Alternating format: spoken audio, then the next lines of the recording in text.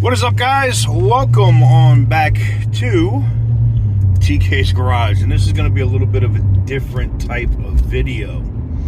So I've seen a lot of the craziness going around, and a lot of people in the comments or the Carvana supporters, which there really isn't many. There's a lot of bots, not a lot of Carvana supporters, but a lot of people said, hey, if you're not actually buying a car from them, you know, how can you even talk about this, or how can you even say anything? You don't even know what the experience is like. Okay.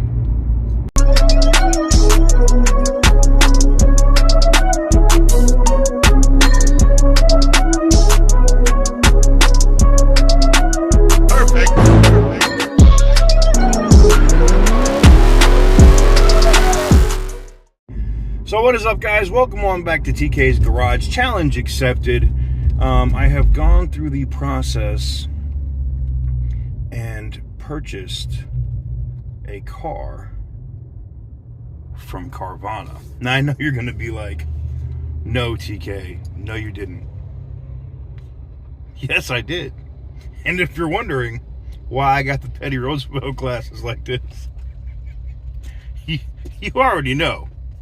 But anywho's, I took care of it while I was sitting out here on base this morning, and I was like, let me just go ahead and buy this shit and see what happens, and, you know, go through their thing. Now check this out.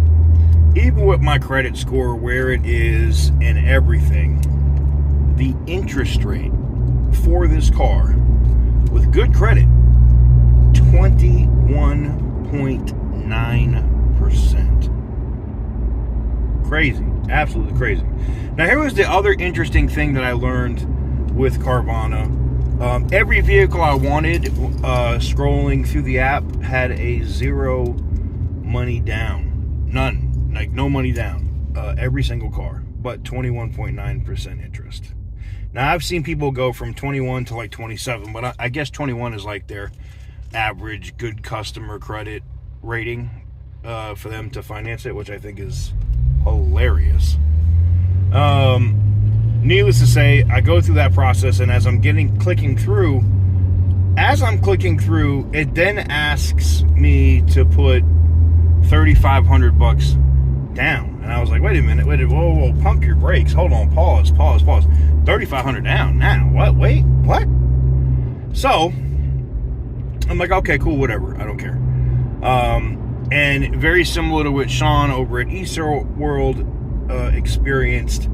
I'm going through the process now. I click everything. I reserve the vehicle. It is right here in beautiful Las Vegas, Nevada. So I do everything, and then it asks for me to give them access to my bank, like log in and give them the login and password for my bank. Now, I'm going to be very upfront and honest with you here. I don't care who asks for it. Never, ever, mother effing ever give somebody access with login and password to your bank. Especially a company founded by criminals. Just saying. So, needless to say, I'm sure you guys are wondering what it is that I bought, right? Well, let me go ahead and show you what that is here so you guys can see it. If you follow me on Instagram at TK's Garage, then you already know what it is I jumped in on and what it is that I tried to purchase here through Carvana. Now, here's the thing. Well, let's show you what the car is first. All right, so here it is, a 2017 Lincoln Continental. I believe this is the first year that the car came out. It has the 3.7, at least the one that I picked here did, and the one I picked had 43,000 miles. But the one I'm getting sent, which I'll talk about here in the video, is a little different. So here's the thing. You see the car, it looks like it's nice, right? Nice car. I've had one of these before. I've had a Lincoln Continental before. I actually bought one from Copart that was a rollover. Don't even know how the hell they did it. It was the black label edition of this with the LED headlight. It had every option you could get. This one is more, I don't want to call it a food stamp edition, but it is what it is.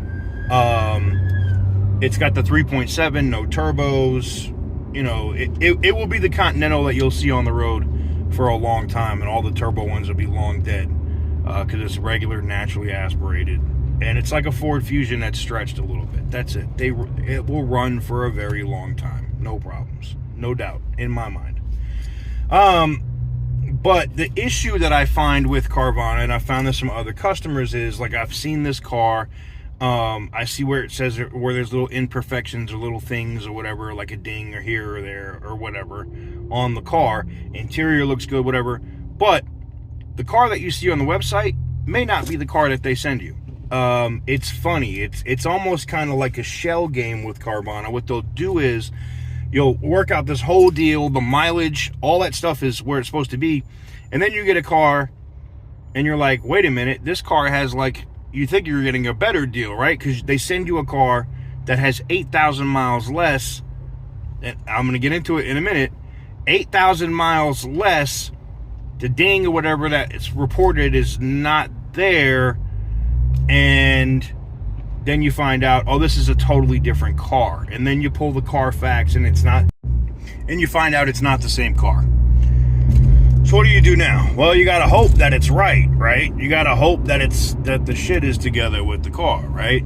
Well, unfortunately, what happens with these things is that's usually not what the issue is. Normally, from what I've seen, and I'm hoping that that's not the case with this, with Carvana, is they will send you a vehicle that they feel they can get over with you with, right? Now, I know people are going to say, TK, how can you say that? Do you know this for sure? We're going to see. The only thing I can tell you is if the car they deliver me is not in as good a shape or better shape than the car that I selected on their app, we're going to have a problem. Like, pretty straightforward problem. So that's where I'm at with it now. I'm still waiting. I just signed all the contract things and all that good stuff with Carvana, and it'll be very interesting. And you know, I'm going to be the first to report on this. I highly expect to find out-of-state plates on my vehicle when they deliver it. And I will not take delivery if the registration is not properly done, and that means it needs to be from the state of Nevada with Nevada paper tags. If I find that it is not the case, or when they deliver the vehicle that they're delivering, if I find that the title is not available, if they have not, if they don't own the car, Carvana themselves, I won't take delivery of the car.